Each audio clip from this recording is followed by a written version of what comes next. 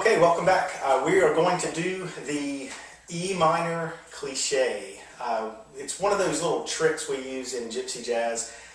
Actually, you hear it in a lot of different types of music, but for this particular style of music, there are a couple that we use. There's a great little cliche that we use on minor chords, and then there's a great one we use on major chords. And there are others for sure, and there are different forms of these. For example, a 5th string minor chord is going to be very different from a 6th string minor chord. But what I'm going to do today is give you the 5 string or root on the 5th string minor chord cliche. We're going to do this on E minor, and it actually works with the tune Dinah, which we're kind of working with on the website. So our frets for this are going to be 7 on the 5th string, and followed by 9 on the 4th and 9 on the 3rd, and then 8th fret on the 2nd string. So this chord could be made into a 5-string chord by implementing the bar and playing 7th fret under the bar on the 1st string. But as a general rule, we're not even going to use that 1st string. We're just going to use these middle 4 strings, strings 5, 4, 3, and 2. And after we get into the cliche, we're going to give up the 4th string and not use that at all. So it will turn from what feels like a 5-string bar chord into a 4-string bar chord, which will then walk into just 3 strings as we go through the cliche. So I'll call the notes, and we're going to play each set of notes for 2 beats in this particular case. That can be different. You can do 1 beat per chord shape, or you could do 4 beats per chord shape. It really depends on the rhythm of the song that you're playing and how long you need this cliche to last. So in our case, again, 2 beats per chord shape. So the first one we just talked about, 7, 9, 9, 8. So we're going to do this with La Pompe. We're going to play 1, 2 with a stop between each chord. Our second shape is going to be same 7th fret root with the same finger. We're going to mute the 4th string by leaning against it with that first finger, and then we're going to put our 3rd finger on the 8th fret, 3rd string, and then our little finger on the 8th fret on the 2nd string. And that will sound like this, which sounds a little odd when played by itself, but what that is a minor chord with a major 7, which is not unheard of for this style of music, but it is a little odd hearing it by itself. The next chord shape, the only thing that changes will be the 3rd finger will leave the 8th fret 3rd string, and the 2nd finger will play the 7th fret on the 3rd string. You still have your 1st finger on the 7th fret 5th string, and you still have your 4th finger on the 8th fret 2nd string. 2 of those, and then we are going to reverse the 1st and 2nd fingers. And by reverse, what I'm really saying is we are going to put the 2nd finger where the 1st is and take the 1st finger to the 3rd string, and it's going to fall naturally on the 6th fret, and you're going to hear that chord.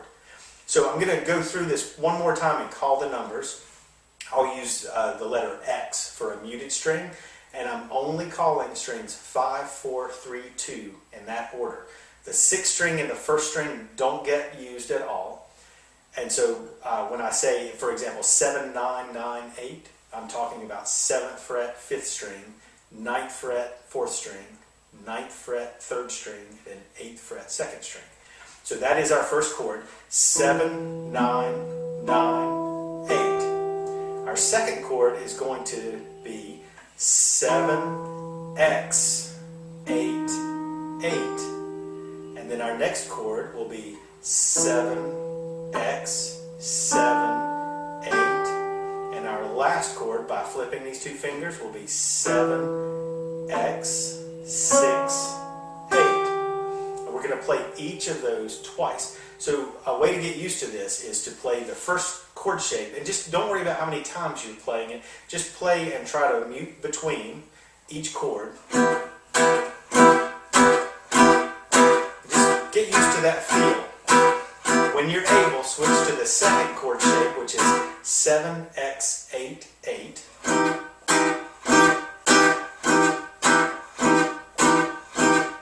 And then the next one, 7, X, 7, 8.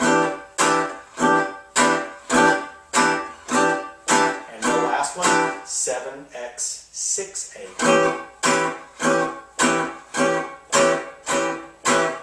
And then when you're used to that, try 2 times each. And if it's easier, go ahead for 4 times each to give you time to think about it, give you time to let that sink in before you have to move your fingers. But our final goal will be 2 times each, which will sound like this. And I'll do it kind of slow. 2, 3, 4.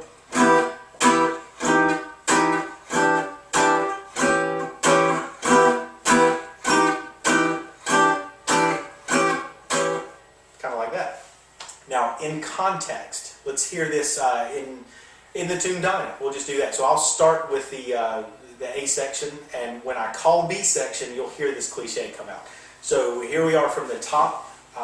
1, 2, 1, 2, 3, 4.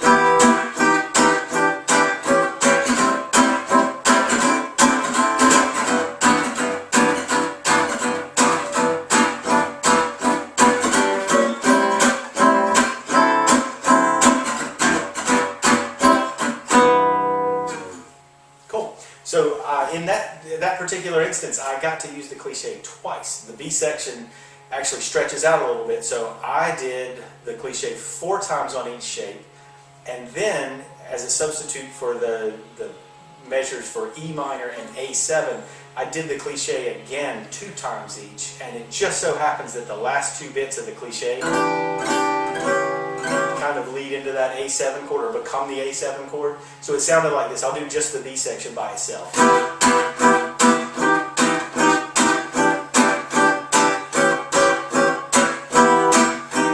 A7 right there.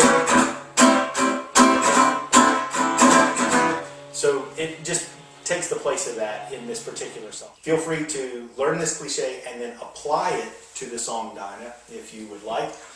If not, feel free to apply this to any song that has an E minor chord in it. Or when you learn this, if you have, for example, a C minor chord, you can do the same general move on the C minor chord. Works just as well on any minor chord. So you can move this to different keys. But this is for the 5-string minor chord or root on the 5th string minor chord.